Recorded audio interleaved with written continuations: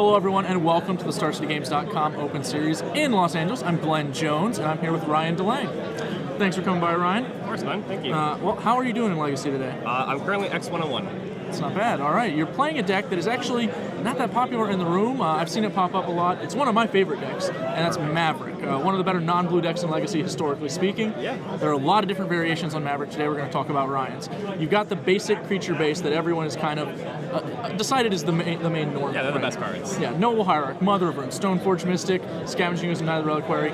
Not everybody runs with Stoneforge Mystic always in the main, but most people have come around at this point. It's just one of the best cards in Legacy. Dropping a Battle Skull on turn 3 is one of the most important things you can possibly do.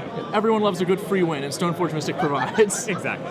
One of the things where you have diverged, a lot of people recently have been going with Dark Maverick. They go Decay black really for good. Abrupt Decay, Thought Seize, Dark Confidant sometimes even, a little bit of action. You've gone back to red for Punishing Fire and Grove of the Burn Wolves. Yeah, I felt like there's going to be a whole lot of Delver in the format. Bug, Rug, Blue-Red, American. Sure. There's just so many different variants of that deck. And it's so just widespread right now. Punish Fire just deals with it.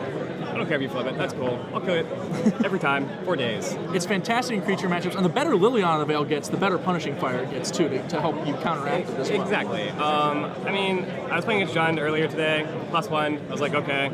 I went to 2, put the Punish Fire away, pulled it back, and killed Liliana the Veil. Like, Sure. sweet. That's the exact synergy they're trying to exploit with Liliana. So it kind of just turns it into an even exchange, except they had to invest 3 mana in a card. It's not really working out for them. Right? No. All right, but one of the cards you have added that was not available last time we really saw Punishing Maverick around is new and from Born of the Gods, and that's Spirit of the Labyrinth. It's tailor-made for this kind of strategy, right? It's a beast. It's a 3-1 beat stick to begin with, and honestly, that's huge pressure for a lot of decks that it's going to be good against. Most of them need counters. Anything like countertop, anything that's drawing a lot of cards is going to have a hard time with Spirit of the Labyrinth. Sure. It beats in for huge. You put a sword on it, it's great, and then hey, why don't you put 2 back with Brainstorming and draw 1? That's great. Yeah, one of the best strategies against combo decks is often, for many decks like Bug Delver and Rug Delver and all these decks, is a little bit of disruption and then a quick Tarmogoyf, try and close things out fast. Spirit of the Labyrinth is literally both of those things in one card. It is literally both of those in one card. 3-1 beater, keeps them from drawing extra cards, seems fantastic in all the combo matchups. How has it been for you today? It's been fantastic. I played against American Delver, and I kept my opponent from casting 3 Brainstorms for about 6 turns. That's a pretty significant shutdown. And he was just going, I can't flip my Delvers. And I was like, okay. That works fine for you. It's great. It's fantastic. All right, well, the last adaptation to your strategy is you've incorporated Living Wish and a pretty extensive Living Wish package. Going to the sideboard, we see it's occupied almost completely by Living Wish targets. You have 11 targets for Living Wish. Yeah. And then just a few other sideboard If cards. you're going to play Living Wish, you better have more than half You might your as well sideboard. dedicate. I've been doing a little wishing myself lately, so I'm right on board with Great. you. It's great.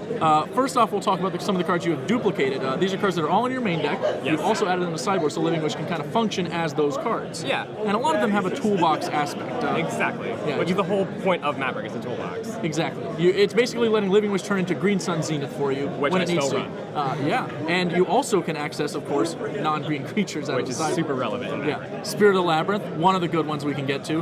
We've also got Scavenging Ooze, Gaddock Tea, Kasali Pride Mage, another Stoneforge Mystic, which is pretty handy. 6 Stoneforge Mystics in the main's pretty good. Yeah, it's not bad for one of the best cards in the format. And then you have an additional copy of Caracas and Wasteland. Sometimes you really got to get those cards, especially against Sneak and Show. You want to be able to wish for a Caracas. You've got to wish for Caracas. Yep. All right, let's talk about the ones that aren't in the main. Your Living Wish basically doubles as sideboard copies of these cards. Yes. Although you're a little slowed down since you have to pay the 2 mana up front to get access to it. Yes, and on the play, which unfortunately a lot of times against these specific cards happens, I have to go to game 2. It's not that hard getting it on turn 2, and then turn 3, I'm on the play. It's my turn 3, their turn 3. They're just not going to combo me off, and I can get to something I need to put on the board to say you can't kill me. It's very important that the cards you're Living Wishing for are actually going to be useful on like the turn you can cast them. Yes. Those sort of plays that are good on like turn 1 or 2, not going to work out. You really need creatures that will actually shut down their strategy, and that's what you've got. You've got Thalia, huge backbreaker against the combo decks. Oh my gosh. Aethersworn Canonist, huge backbreaker against Storm. Kataki, War's Wage. Affinity, obviously, never want to see that come down. It basically kills them on the spot. Yeah, and it also surprisingly works really, really well against a lot of the True Name decks because they're tapping out, trying to get stuff down, and they've got tons of equipment on board, and you're just like, you can pay for that, bro? Yeah, sure. I can definitely see you struggling to tap down their mana. Even against like Shardless Bug, you could actually occasionally wish for it to tie down their agents and Baleful Strixes. Exactly. So it's really interesting how sometimes it just comes into matches that you're just like, oh, that's a thing. one of my favorite sideboard cards and land searchers in general is Bojuka Bog. No one sees the bog coming. They've seen it for years. And they never see it coming. They never see it coming. It always gets its man. I've only wished for it once, and when I wished for it, my opponent was just like, what? But it worked well. I just wished for it, played it, and they were like, okay. They didn't see, they were like, you have no knight on board, I can go for it. I got the combo next turn, there's nothing you can do except for draw the Bojuka Bog. And I was like, Living Wish, Bojuka Bog, Exile Hook Graveyard, there you go, Reanimator. The card does the trick. Now, one of the things that has actually wounded a lot of these white-based decks recently was the printing of True Name Nemesis. A lot of people struggle to answer it. If you're planning to try and grind someone out long with a Punishing Fire and they have a 3-1 you can never ever beat in play, it's pretty hard to race. Yeah. So you've actually dedicated your sideboard. You've got a few answers to the True Name Nemesis that give you the ability to actually race the card. Yeah. I played against American Delaware in round 2, and I was able to manage his turn 3 True Name Nemesis against my turn 4 responsive Ruined Halo naming True Name Nemesis. Ruined Halo, a name for a name. A name for a name. And he just sat there going, that's cool, man. I got a True Name Nemesis. Figured he'd block with it. And unfortunately, Fire and Ice came down the following turn. And he was just like, all right, I lose. Yeah, Sword of Fire and Ice is at an all-time high right now. I actually played no Jitte and a Sword of Fire and Ice in a tournament recently just to try it out. It was not really that much worse. It was surprising to me. It's such a good card right now. Yeah, exactly. I actually, for a long time, was fighting with my buddy, Alaric Stein, who's the big person who helped me build this deck. We were fighting over whether or not I need Batter Skull. And I was saying, no Batter Skull, no Batter Skull, no Batter Skull. I just want to play Fire and Ice, Light and Shadow. He finally convinced me to do it. That thing has been, I've been carried to victory on that thing for so many games today. So I'm so glad he convinced me to do that. Oh, good for him, yeah. Yeah, he's smart. You also included Story Circle, has a very similar function, although it also shuts down a few other cards, obviously, anything blue among them. Yeah, it's also really, really funny. I played against a lot of Jund decks, and a lot of anything that's running Tarmogoyf. Tarmogoyf's a big threat I can't really deal with a lot of times. Only way for me to kill it is really Swords and Plowshares, and I don't always have that. Slamming that thing down and going green is being like, Tarmogoyf, Tarmogoyf, Tarmogoyf. They get really frustrated. It's just on scavenging units. They just, whoa, what am I supposed to do against this? The better your long game is, the better cards like this certainly become. Because all you need to do is stay alive and let inevitability take over. Exactly. All right.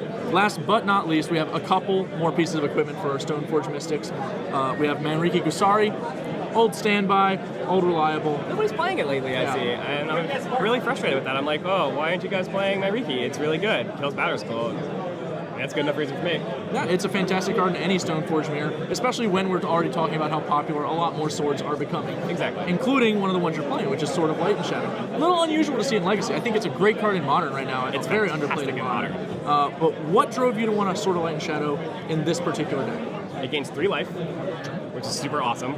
It's definitely useful. It turns tons of creatures, which seems to die all the time. Unfortunately, Swords Plowshares kind of stops that, but I felt like there's going to be a lot of blue-white type decks, and I don't like Supreme Verdict, obviously. Sure. So I was like, okay, I'll just start putting up Light and Shadow. Also, I felt like there's going to be a lot of green and white, green-black decks, which inevitably a lot run white. I saw the deck from Taxes list was doing really, really well. Yeah, okay. They don't really have an answer once I slam that on the board, apart from Abrupt Decaying, the Light and Shadow, and then Swordsing the creature, which... Okay. That makes a lot of sense. I'll take that any day. I do really like swords against control decks. They're at their best there. Every creature is a threat, especially when you've got things like Nova Heart and Mother Runes. Not really at their best in those particular matchups, but put a sword on them, now you're in business. Yeah, in my 4th round, I played against a combo deck that you guys actually deck teched earlier, and a beatdown for wins with an Arbor Elf equipped with a Fire and Ice. That will do the trick.